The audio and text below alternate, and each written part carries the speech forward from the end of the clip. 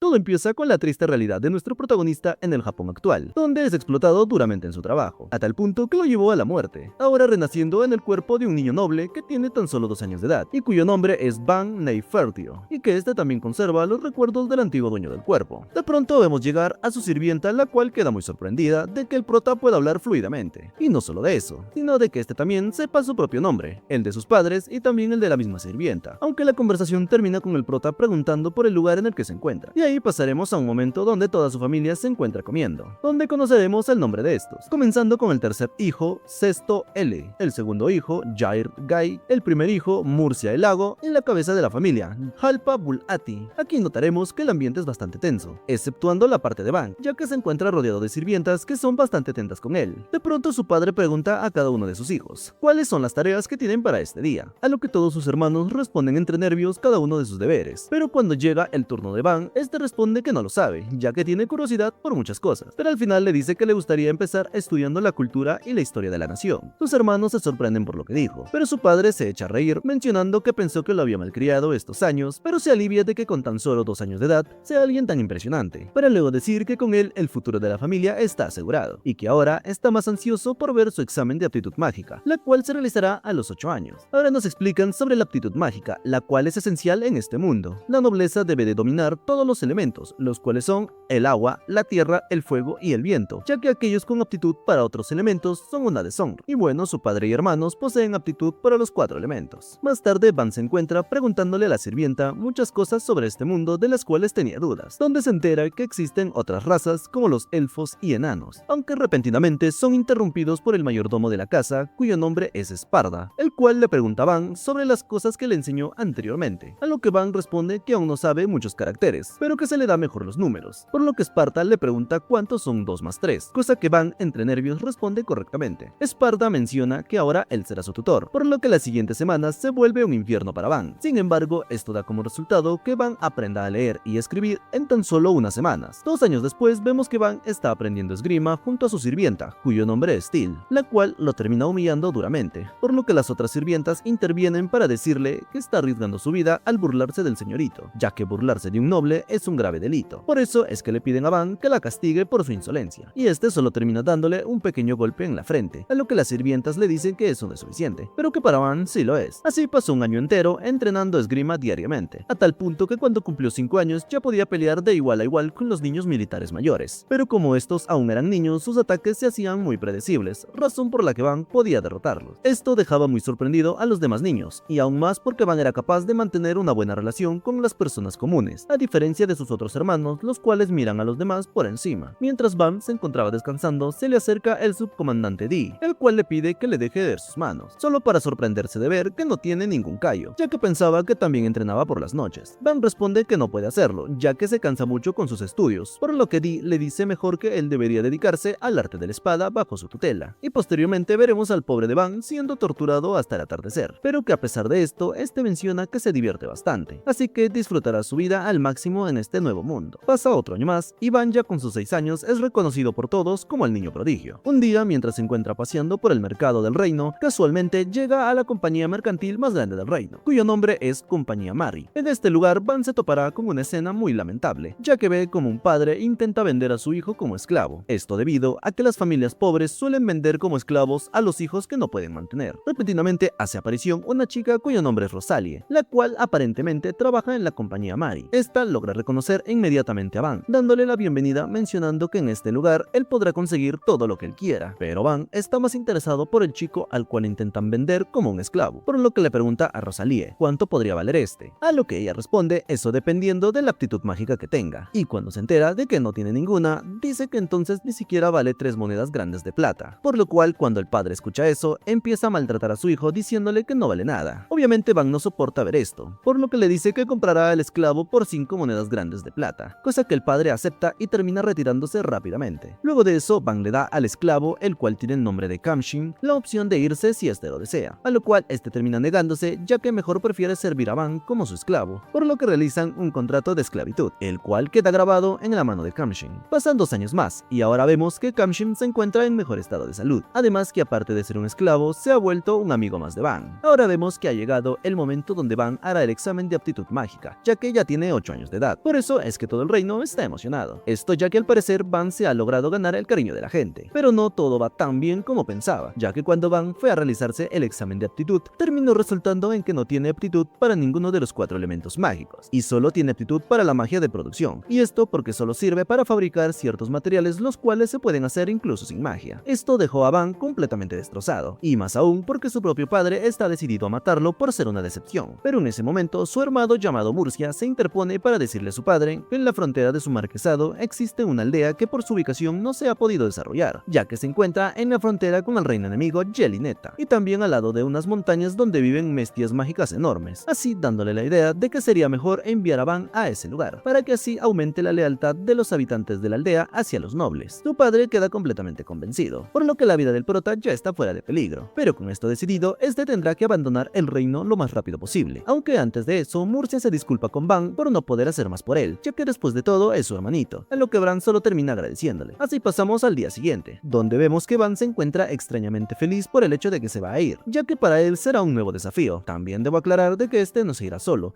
ya que su sirvienta, su mayordomo, su esclavo y su entrenador de esgrima también lo acompañarán. Y ya por último también veremos que todos los habitantes del reino lo despiden deseándole lo mejor para que este pueda regresar sano y salvo. Mientras avanzaba por los áridos caminos hacia su nueva aldea, el joven noble no perdería el tiempo lamentándose por su suerte. En cambio decidió poner a prueba esa tal magia de producción, que todos en la capital consideraban una basura inútil. Acompañado por sus fieles sirvientes, Van comenzó a manipular su maná con una precisión que nadie esperaría de un niño de 8 años, aunque en ese momento Van se dirigió a Kamshim, el chico que había salvado de la esclavitud, sugiriéndole que lo mejor sería anular su contrato, ya que creía que Kamshim tendría un futuro mejor sirviendo a su hermano Murcia en la comodidad de la capital. Pero la respuesta del joven fue contundente. Su vida pertenecía a Van y no pensaba apartarse de su lado. Esta lealtad inquebrantable, aunque un poco intensa, reafirmó en Van la necesidad de construir un lugar donde todos pudieran vivir con dignidad. Sin embargo, la tranquilidad del viaje se rompió abruptamente al acercarse a su destino, ya que el carruaje se detuvo en seco, donde el informe de los exploradores era alarmante, ya que su nueva aldea estaba bajo un asalto masivo, por más o menos unos 50 bandidos. Además que los aldeanos que estaban siendo superados en número y armas apenas podían defenderse como tortugas dentro de su caparazón. Aquí surgió el primer conflicto estratégico, ya que el grupo de los aventureros contratado por Murcia, liderado por un hombre llamado Orto, se negó inicialmente a intervenir. Todo esto porque su contrato era solo de escoltar, no de pelear en una guerra, así que no estaba dispuesto a arriesgar la vida de sus hombres por una aldea que parecía condenada. Pero fue entonces cuando la verdadera casta de los acompañantes de Van salió a la luz, ya que el subcomandante Di y el anciano Esparda no pensaban quedarse de brazos cruzados, ya que para ellos el territorio era el primer dominio de su señor, y permitir que fuese destruido antes de empezar era una deshonra inaceptable. El momento más tenso ocurrió cuando Esparta, a pesar de su avanzada edad, reveló su verdadera naturaleza, al mencionar que era un mago capaz de dominar los 4 elementos, por lo cual su plan era simple pero peligroso, ya que pensaba levantar un muro defensivo para atraer la atención de los bandidos, mientras los demás atacaban por los flancos. Sin embargo, Van, demostrando una madurez que dejó a todos boquiabiertos, rechazó que el anciano se arriesgara solo, anunciando que él mismo sería el señuelo. Su lógica era implacable, ya que si Esparda o Di morían, el futuro de la aldea moriría con ellos. Todo esto porque sin su fuerza y sabiduría no podrían desarrollar el dominio. Es un honor morir por mis súbditos, declaró el pequeño príncipe, instruyendo a sus hombres para que en caso de que cayera en combate, abandonaran su cuerpo, para que no afectara la reputación de su familia. Esta muestra de valentía pura cambió la atmósfera por completo, ya que Orto, el líder de los aventureros, quedó impactado, porque estaba acostumbrado a tratar con nobles arrogantes, que despreciaban a los plebeyos. Pero aquí tenían a un niño noble, que recordaba el nombre de cada uno de sus mercenarios, y estaba dispuesto a dar la vida por gente que ni conocía. En ese instante, los aventureros dejaron de pelear por dinero, y empezaron a pelear por respeto. Puriel, una de las guerreras del grupo, resumió el sentimiento del general, diciendo que un noble que valora la vida de sus subordinados es alguien en quien se puede confiar hasta la muerte. El combate fue una coreografía de poder y táctica, donde Esparta desató su magia elemental, levantando muros y controlando el terreno con una potencia que desorientó a los bandidos. Mientras tanto, Di se convirtió en el torbellino de acero, barriendo las filas enemigas con una ferocidad aterradora. La batalla tuvo un momento crítico cuando el líder de los bandidos intentó un ataque desesperado por la retaguardia, apuntando directamente a Puriel. Sin embargo, Van, cuyos reflejos habían sido forjados en los entrenamientos infernales de Di, utilizando una maniobra precisa que inutilizó las piernas del atacante, permitiendo que Kamshim le diera el golpe de gracia. El éxito fue total, los bandidos fueron reducidos sin que el grupo de Van sufriera una sola baja, y al final de la escarmura, Orto y su grupo grupo tomaron una decisión sin precedentes, la cual sería que se quedarían permanentemente en la aldea para ver qué clase de territorio construía este niño tan peculiar. Al entrar finalmente en la aldea, la realidad golpeó a Van, porque el lugar era muy pequeño, descuidado y con un olor desagradable, un contraste total con los lujos de la mansión del marqués. Ronda, el jefe de la aldea, recibió al nuevo señor con una mezcla de gratitud y escepticismo, mencionando que la aldea vivía en un estado de abandono constante, debido a los cambios de jurisdicción entre nobles, por lo cual la fe de los aldeanos en la aristocracia era nula. Van no intentó endulzar la situación, pidió disculpas por la negligencia de su padre, y con la mente de un estratega moderno, presentó 3 medidas concretas para salvar el lugar. Número 1, darle a la aldea un valor económico que el reino no pueda ignorar. Número 2, generar ingresos para contratar seguridad profesional. Y número 3, remodelar la infraestructura con sus propias manos. Aunque los aldeanos se desanimaran al saber que su magia era de producción y no la magia de los 4 elementos, Van se ganó su confianza con una jugada política maestra, ya que redujo los impuestos del 30% al 10%, ya que para él la prioridad no era el oro, sino la estabilidad y la lealtad de su gente. Para empezar la reconstrucción, Van se internó en el bosque para explorar los límites de su poder, descubriendo que su magia no solo servía para hacer joyas, sino para manipular la materia a un nivel casi molecular, ya que al procesar un simple tronco logró crear bloques de fibra extremadamente ligeros, pero con una dureza superior a la roca. Ni siquiera el líder de los aventureros, con toda su fuerza, pudo hacerle un rasguño a uno de estos bloques. Entusiasmado, Van comenzó a fabricar equipamiento avanzado, siendo su primera de estas una katana para Kamshin, y también de forma algo cómica, un hacha de guerra masiva para su sirvienta Til, quien, aunque esperaba algo más delicado, aceptó el regalo con una sonrisa forzada para no decepcionar a su señor. Pero Van sabía que las armas no eran suficientes, ya que el agotamiento de dormir a la intemperie le hizo comprender que antes de las defensas necesitaba asegurar el bienestar básico. El clímax de esta etapa ocurrió en la plaza central, ante la mirada atónita de los aldeanos y sus propios caballeros. Van utilizó su magia a una escala masiva, visualizando cada pilar, cada muro y cada detalle arquitectónico en su mente, y así en cuestión de segundos, lo que era un terreno vacío se transformó en una mansión majestuosa y moderna, construida con sus bloques de fibra reforzada. Este acto no solo proporcionó un techo asequible,